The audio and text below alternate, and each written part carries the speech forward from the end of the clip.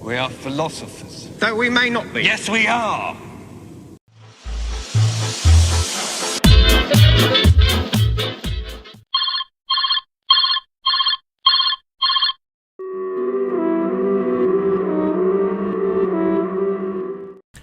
Hello lovelies, bit of a departure today, but I have a dear friend who is having the closest thing I've ever seen to a real life Lovecraftian existential crisis, and it's all down to amateur philosophy. I want to try and tackle it because while it's an issue that doesn't have any such similar effect on me, I guess I'm just immune to sanity loss since I'm already maximally insane, it's had this profound effect upon them, and while I've made these arguments to them directly, I think it's useful to have a record and provide something that they can go over for themselves if they need to. Unusually for me, I have written a full script for this video, though I will likely end up riffing off it. And since it requires a close reading to get through everything I want to get through accurately, I also shan't be on camera today, since it's me squinting at a script, and that doesn't make for particularly compelling viewing. It's also hard to be taken seriously while wearing a snuggly bear hoodie, even if you have a good reason to be wearing it. Also, this being an essay rather than me semi-randomly drabbling on about nonsense, I'm going to sound a lot more intelligent than I actually am. So just please don't expect me to be as deep a thinker as this all the time. I'm also going to include a bit of a sort of Infohazard warning here. I was fine being rather cavalier and blasé about Roko's Basilisk, and I'm fine being cavalier and blasé about simulation theory. But with this, even though I find the assertion's kind of silly, still, personally, I've seen someone be utterly devastated by it. So, turn back now if your mind is at all fragile in any way, even though mine is, and I've successfully grappled with it.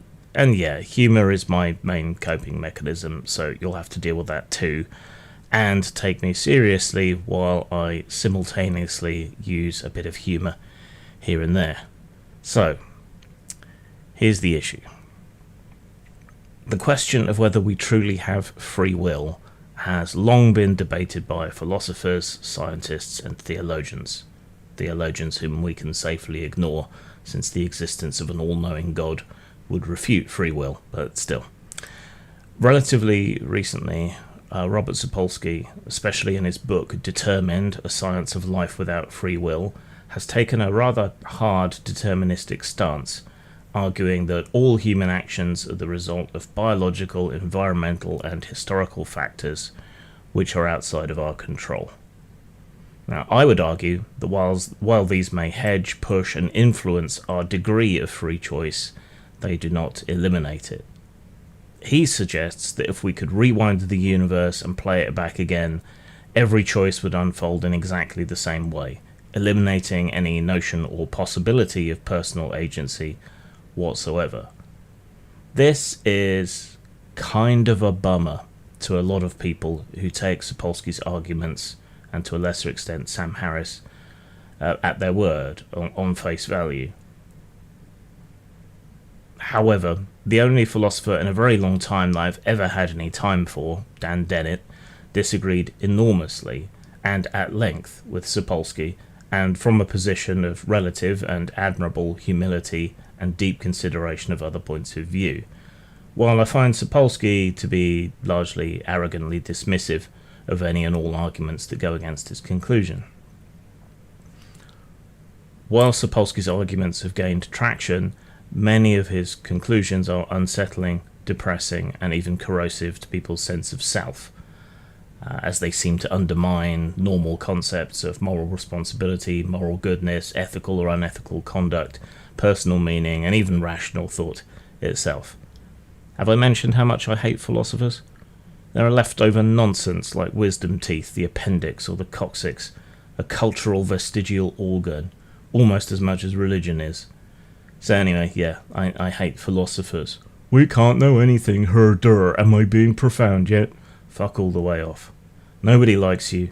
You're the guy with the guitar at the house party, who people only tolerate because he's holding weed. Anyway, now that's out of my system.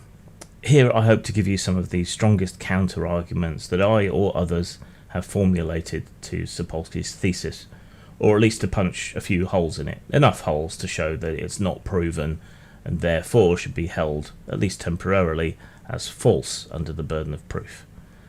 I hope to highlight what I see as major flaws in his reasoning and to offer alternative perspectives that preserve a meaningful conception of choice and agency. I always said there was something fundamentally wrong with the universe.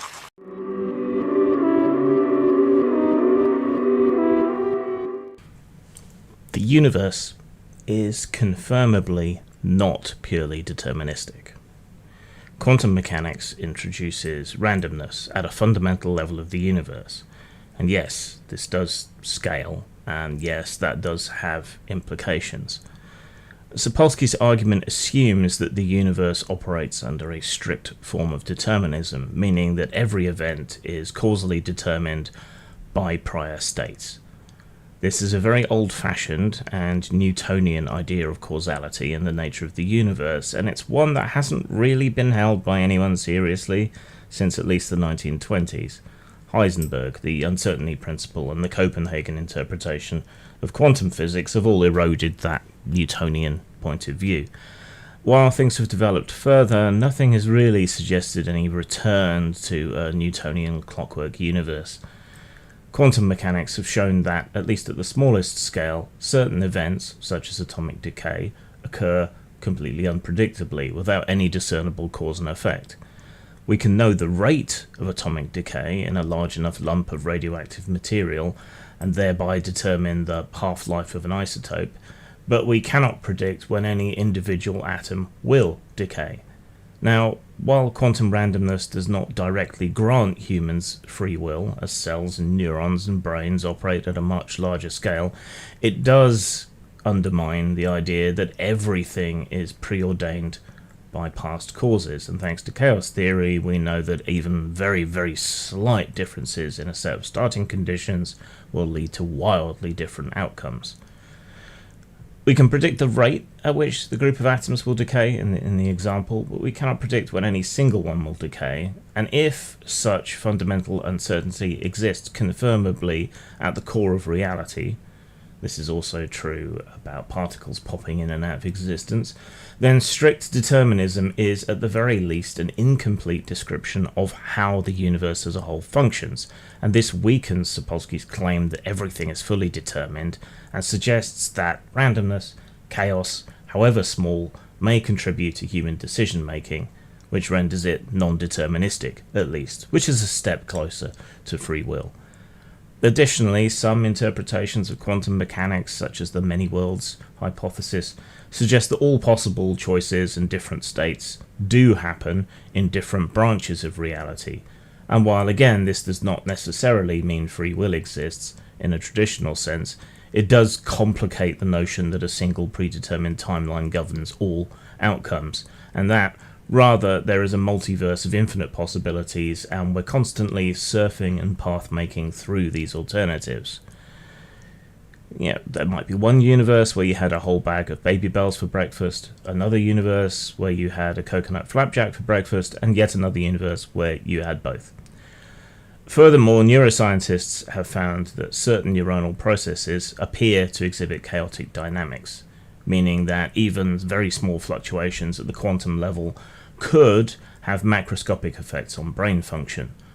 I don't find these arguments particularly convincing, but if they are true, then these quantum fluctuations introduce variability into neural processing, and then human thought and behavior are not strictly determined by prior causes, but are, at least in part, shaped by a mixture of deterministic and probabilistic factors, which means, therefore, that you have a more compatibilist way of doing things, where you have both deterministic and non-deterministic factors at play, which leaves room for free will.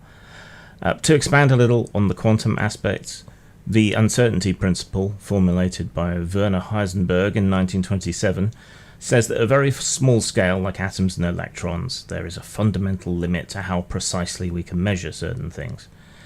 Like, imagine trying to take a picture of a fast-moving car at night. If you use a long exposure on your camera, you can see where it's going through light trails and so on, and therefore you can get its direction and speed, but it will be extremely blurry as you lose details of the car. If, on the other hand, you use a quick shutter speed, you can capture a clear picture of the car, but you can't necessarily know its speed or direction precisely. It might be reversing. This is kind of what happens with tiny particles. The more precisely we measure their position, the less precisely we can know its momentum, which is speed plus direction, and vice versa. Now, this isn't just about better tools, it's a fundamental limit that appears to be built into the fundamental nature of reality. The universe itself won't let us measure anything perfectly all at the same time. Indeterminacy takes that uncertainty a step further. It says that at the quantum level, things aren't just unknown, they actually don't have a definitive state until they're measured, which, doesn't require a conscious observer, just an interaction. Non-conscious processes can be considered observers.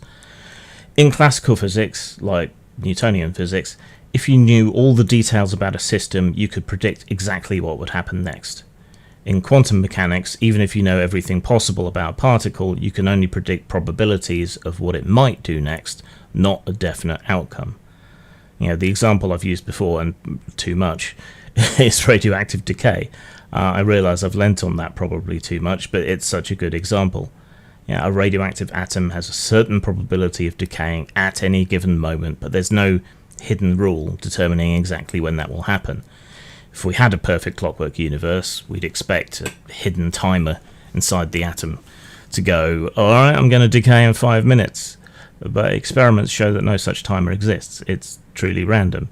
So at least some events in nature don't just seem unpredictable, they actually are unpredictable even in principle. So even if we did start a universe over from scratch with the same conditions all over again, as Sapolsky argues, it wouldn't be the same. There would be cumulative differences until the universes were completely different. Uncertainty means we can't measure everything at once with perfect precision. Indeterminacy means that at the smallest levels and scaling up into the future, it's not set in stone and certain things only truly happen at random. And thanks to chaos theory, we know even extremely minor changes can lead to wildly different outcomes. So all of this helps destroy the old idea of a predictable clockwork universe and has led to a much stranger, much more mysterious understanding of reality, which is directly at odds with Sapolsky's strict determinism. I'm sorry this is so complicated, but things often are.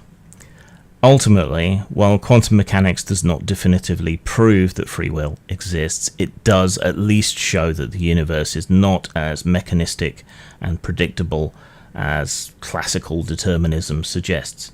The presence of fundamental uncertainties in the universe means that strict determinism is an oversimplification, which leaves room for alternative explanations of agency and for relatively small effects to have large and wide-ranging outcomes. We don't demand solid facts. What we demand is a total absence of solid facts.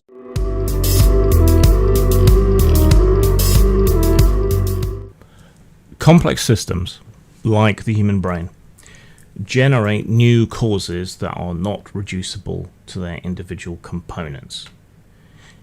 Even if our brains are influenced, but not determined, by prior causes, they are not simply passive recipients of external forces. The human brain is an emergent system, meaning that new properties arise from the interactions of simpler parts in ways that cannot be entirely reduced to those parts. Thoughts, decisions, and plans are generated within the brain and can in turn themselves influence future actions. For example, a person can consciously decide to break a bad habit, even though that habit was initially shaped by past experiences and biology and past choices. We have this ability to reflect, to strategize, to exert self-control, and that is in itself evidence of emergent agency. While this may not be absolute free will in some sort of metaphysical sense, and that is part of the problem here, people mean different things by the term free will, it does provide a meaningful degree of autonomy within structured systems and demonstrates the potential power of choice and will, however minor it might be. In such a complex system, very small changes at a very low level, as we've discussed, can snowball into much larger changes. So a seemingly small influence of our conscious decision making can snowball into a much larger outcome, and therefore be important. We see this principle in order arising out of chaos, in the seemingly relatively intelligent ways things like ant hives can act, despite any individual ant not being especially clever. Isn't that rather unethical behaviour? Oh, is it? I'm afraid I'm a bit out of touch.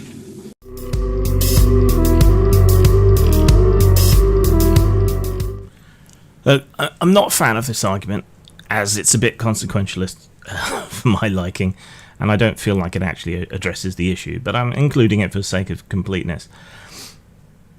I feel that it can only ever really be an evolutionary psychology argument, but some find it compelling. So, even if free will is technically an illusion, acting as if it does exist is essential for society.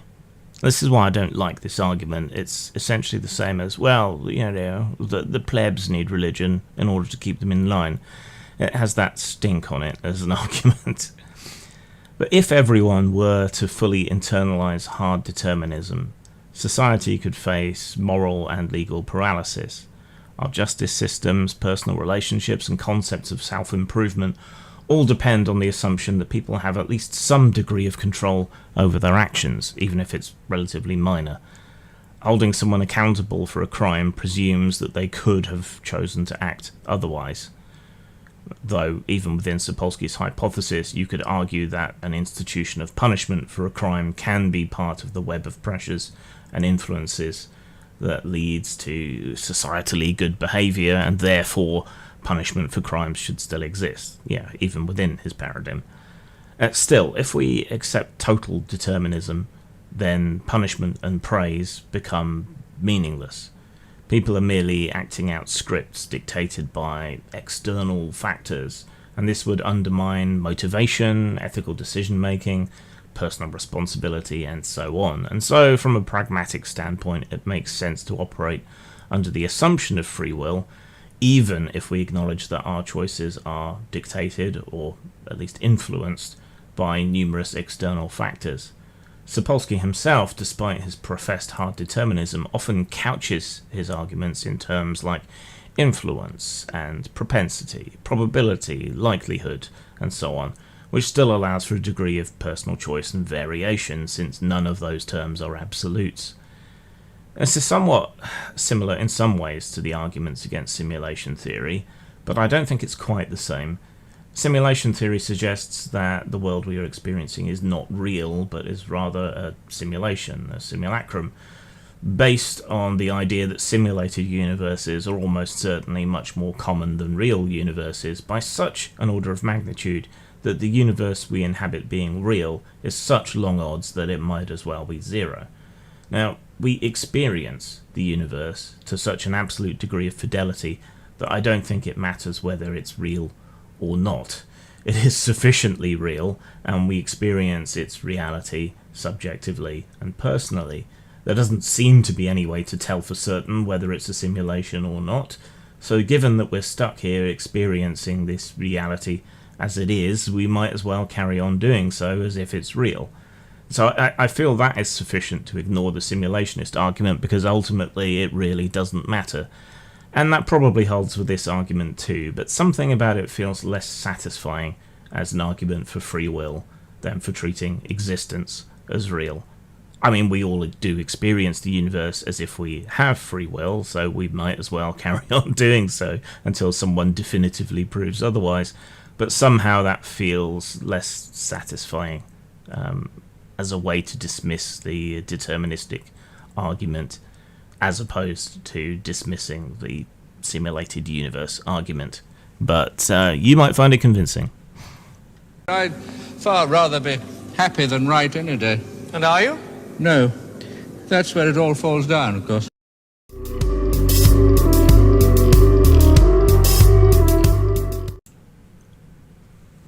We experience decision-making as real and deliberative, and dismissing this as mere illusion is overly reductive and does not grapple with it in any serious way.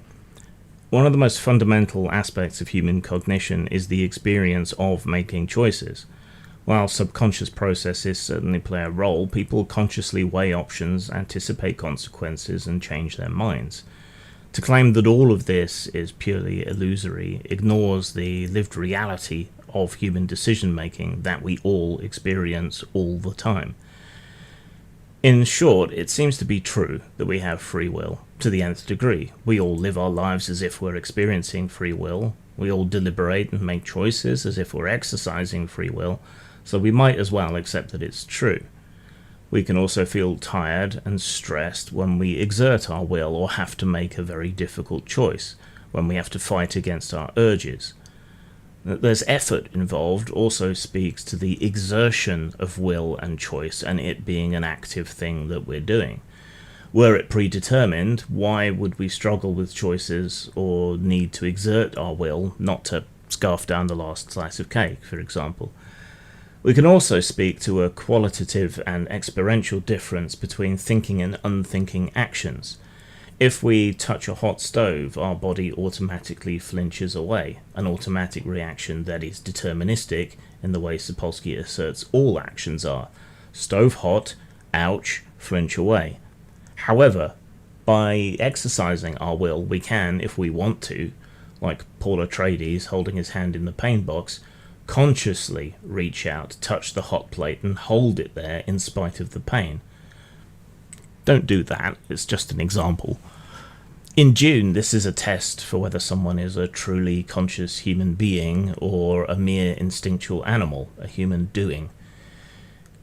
You can also see this as a test of Nietzsche's will to power, our conscious desire to thrive and impose our will on the world in some way, which is far too simple an explanation of that concept, but I've done it now, so we're stuck with it. You could also see it as a test of whether you are a conscious or a non-conscious intelligence, but we're already tackling one dangerous Infohazard, and I find the idea of non-conscious intelligence far more disturbing than this one, so perhaps another time. No, please. Put down the jawbone.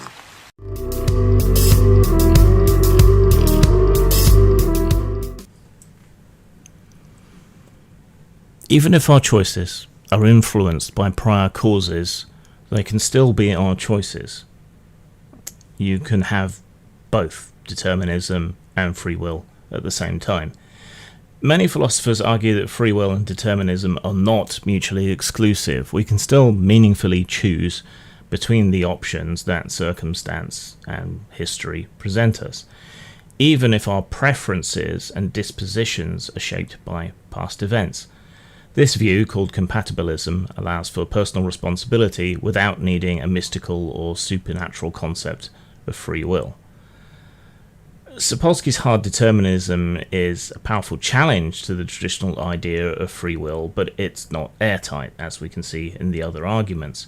Quantum mechanics introduces randomness, emergent complexity suggests new causal forces, and pragmatism argues that abandoning free will is, at least, impractical. Our introspective experience of choice is extremely hard to dismiss, and compatibilism offers a middle path where free will can exist within that deterministic framework. So there, we're talking about tendencies and possibilities and probabilities, but not an absolute hard and fast, which is a decent compromise. It just won't satisfy the determinists. Genta 200 superchromatic pedo-sensitive sunglasses to help you develop a relaxed attitude to danger. At the first hint of trouble, they turn totally black, and thus prevent you from seeing anything that might alarm you.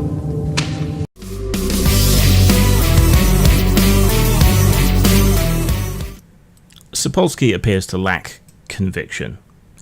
He never denies the existence of choice directly in his podcast and so on appearances. He simply says that factors contribute to our choices.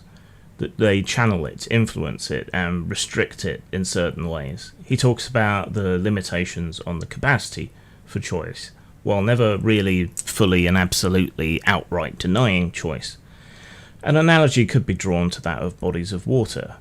Completely free choice, unbounded by anything, could be a sphere of water in zero gravity, with you in the middle, with space to move in any direction. An ocean could be something bounded by the physical laws and other hard limits of reality. Further influences and tendencies could restrict us to a lake, or a river, or a channel, bounded by banks. But within that channeled river of available choices, we can still choose which part of the river we want to navigate, like a duckling being swept downstream but moving from side to side. He even admits, Sapolsky, not the duckling, that some aspects, like genes, can only describe vulnerabilities, propensities, and likelihoods, that they're not destiny, and thereby tacitly admits that this can be true of other factors. He seems to live his own life as if he is a conscious, choice-making, responsible agent, which he would not do if he really believed what he's presenting to others. As Christopher Hitchens once said, "Yes, I have free will, I have no choice but to have it," which is a typical humorous comment by Christopher Hitchens. Someone else, or several someone else's, have also said things along the lines of, "Nobody believes in determinism, not even determinists, at least they don't act like it," which seems to be accurate. It startled him even more when, just after he was awarded the Galactic Institute's prize for extreme cleverness, he got lynched by a rampaging mob of respectable physicists who had finally realized that the one thing they really couldn't stand was a smartass.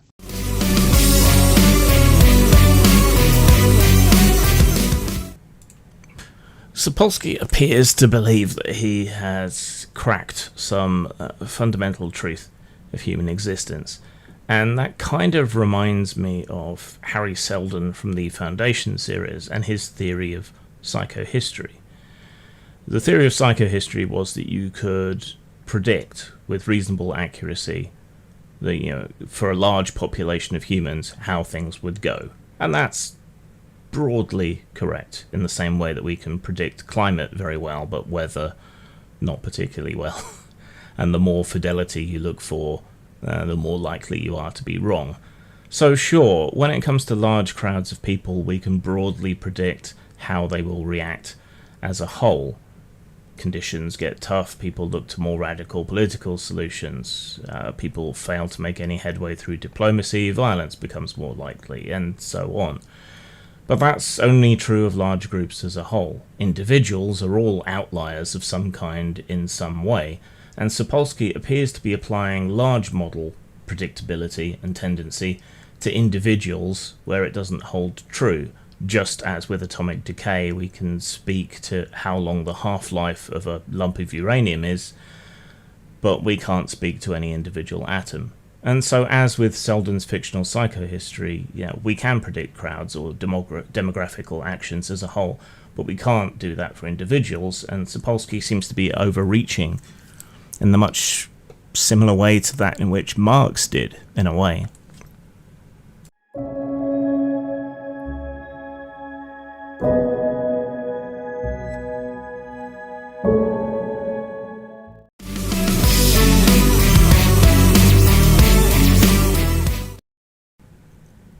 I don't like using arguments from religious figures, but there is a self-refuting paradox at the heart of Sapolsky's determinism, which has been known about for quite a long time and has often been used to argue by religious figures, even though the incompatibility of free will and divinity is based on something entirely different. If all thoughts are determined by external forces, then we have no reason to trust our reasoning faculties. If hard determinism is true, then belief in determinism itself is just the result of causally determined processes, rather than a rational or logical chain of thought. And this creates a paradox. If determinism dictates our thoughts, then no one arrives at conclusions through logic or reason, which undermines the validity of the belief in determinism itself, as it cannot then be logical or reasonable in those circumstances. If we accept that all thoughts, including scientific theories, are just the inevitable result of prior states of our universe, then our conclusions are not based on truth or rationality, but merely on those predetermined causal sequences. And that means that Sapolsky's own argument is just another inevitable output, rather than an independently evaluated claim amenable to reason and judged on its actual merit. To trust our reasoning, we have to assume that we have some ability to assess evidence and truthfulness, to weigh arguments and form beliefs based on rational thought rather than mere causal necessity. And this assumption is at complete odds with hard determinism, which denies that independent rational deliberation is even possible. We can even compare and contrast rational and non-rational conclusions and their efficacy, which is why you're listening to me over a high-tech computer network that is the result of centuries of scientific progress, and you're not listening to me over a prayer box powered by orgone energy. Therefore, if we take hard determinism seriously, we must also question the reliability of all human reasoning, including the claim that determinism itself is true, and therefore it contradicts itself. This self-defeating, self-contradictory nature of determinism suggests that a more nuanced view, such as compatibilism, where both determinism and non-determinism and free will all coexist, is necessary to preserve rational discourse and intellectual integrity, and to explain the world in which we certainly appear to live. It gives me a headache just trying to think down to your level.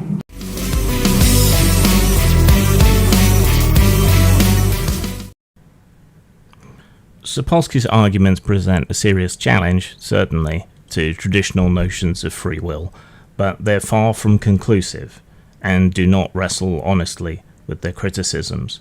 A lot of his theory amounts to dismissal and bold assertion.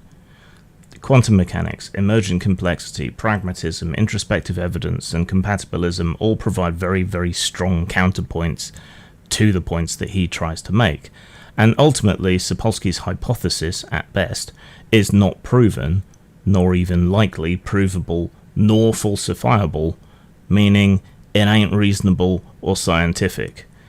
Even Sapolsky himself seems to act and speak as if some degree of choice exists, and even if it exists in any sort of minor state, then we have meaningful free will.